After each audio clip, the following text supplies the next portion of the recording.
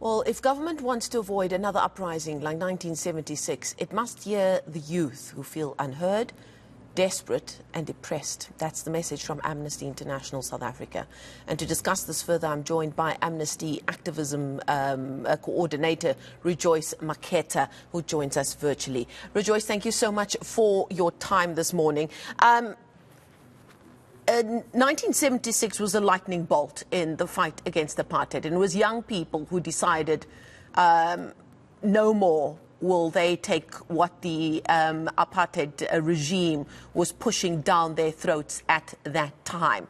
And your statement for Youth Day draws a parallel between issues specifically in the education realm that you believe too could lead to young people rising up once more to say enough is enough. Talk to us of what you believe and your organization believes are those very important warning signs that you're seeing at this time amongst our young people. Thank you so much for the opportunity, Marcel. Yes, as Amnesty International South Africa, we are really worried because we're seeing that young people are really feeling unheard, desperate and despondent. And if the government wants to avoid what happened in 1976, then they need to pay attention to the issues that are being raised by young people. We've seen that young people have been celebrating throughout the weekend, but still also raising concerns about the issues that they are facing, such as the low quality of employment, the low quality of education, as well as high youth unemployment in South Africa. And these are just some of the issues that are facing the young people today across many things that I could mention. So the government really needs to make sure that they address the issues that are facing young people today in order to ensure a bright future for these young people. Well, it's quite telling that a number of the Youth Day focused stories that we did here on eNCA focused on the high unemployment issue within the realms of the 15 to 24-year-olds in South Africa. And your organization also pointed to that rather horror statistic in unemployment, showing that 36.1% of 15 to 24-year-olds are not in employment, they're not in education, and they're not in training either. And the statistic that always sits in my throat is the one that also points to the large percentage of young people who have given up.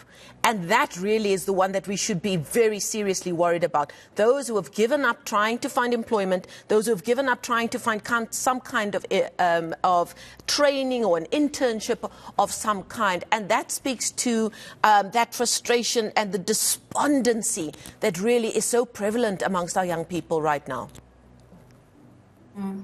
Yes, not completely, Marcel. You know what? The government has an obligation to create these opportunities for young people to participate in our community, in our economy, especially if it wants, to have a bright future. So what we're seeing today is that because of the inequality in this country, young people, like you said, 36.1% of 15 to 24-year-olds are not in employment, are not in education, they're not in training, right? So what picture does that paint going into the future? It's not really a good one. And we know that education can bring about a lot of opportunities, and a lot of benefits come with being educated and receiving high quality education. So our government really needs to do something and a lot to deliver on the promises that they have made, because young people now are in a position where, they stand up, they protest, they do, they want something, they want the government to act. And if the government doesn't act, it becomes scary to think about what the young people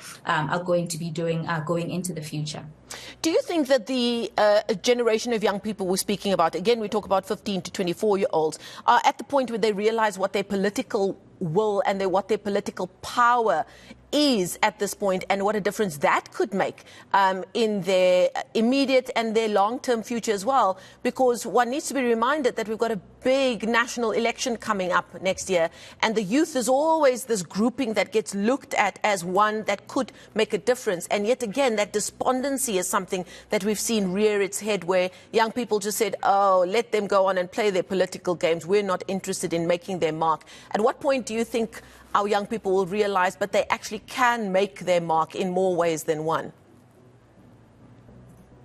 No, I agree. I think, a lot of young people in South Africa today are realizing that it really, they also can play a role. That's why we're seeing yesterday there are a number of marches going into the Union building where young people were standing up. So they realize that there is people power, right? They have their own power that they can use to make a difference in their own lives and stand up and demand that their rights be adhered to, or rather their rights be met by the government. So there are a number of issues that we're seeing, the finding around over 80% of, grade 4 learners not being able to read for meaning, illustrates that the government, the education that is being provided by our government in this country is very low quality. And it shows that the government continues to fail and fails to respect, protect, promote, and fulfill the right to basic education for all. So the government has to ensure that human rights are at the center of all its policies and plans if it wants young people to actually have a place in South Africa, because this is about the future of South Africa, and the young people are the ones that are going to be leading. A lot of us are seeing that, we can do something, so let's stand up, go march, demand that your rights be met, because if we don't do that, nobody's going to stand up for us except for us. What does Amnesty International, what are you looking out for? You're saying that the unemployment figures really should be seen. I see Panyaza Lesufi, the Premier of the country, has said it's a ticking time bomb that could explode at any time. And he organized a jobs fair of some kind yesterday, and we saw scores of young people lining up yesterday, clutching their papers in their hands and speaking about their frustration, many of them in tears, saying, this is my last hope. The Premier has said there are all these jobs in government, or the Gauteng Premier has said there's so many jobs that are available, and yet here we're standing in line just hoping that we can get a job and make a difference in our family and indeed our community. If that is a massive warning, what else is Amnesty International looking at as a big warning in terms of our young people not being taken care of and given the opportunities that they deserve at this time? Yeah, now young people are facing a number of issues. It's not just, the education system where the government is failing. Education, obviously, we know is linked to the employment rate or the unemployment rate that we're seeing in South Africa. But there's a number of issues that the government still needs to look into, right? The healthcare system, service delivery.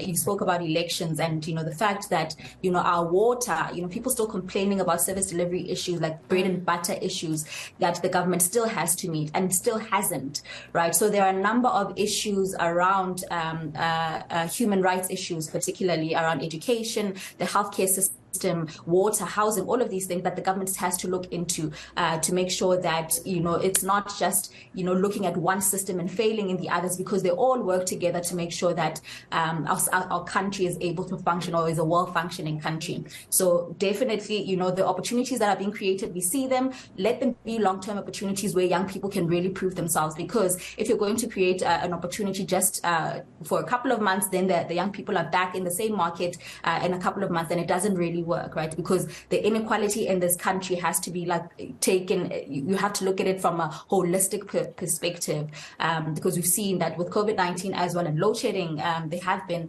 the inequality has been exacerbated. So it has to be a system that is looked at holistically and making sure that the government delivers on all aspects so that the future of young people in this country is bright. Okay, we're going to leave it there. Thank you so much for that conversation. Rejoyce Makhetha is an activism coordinator at Amnesty International South Africa, speaking to us there virtually. We thank her for her time this morning.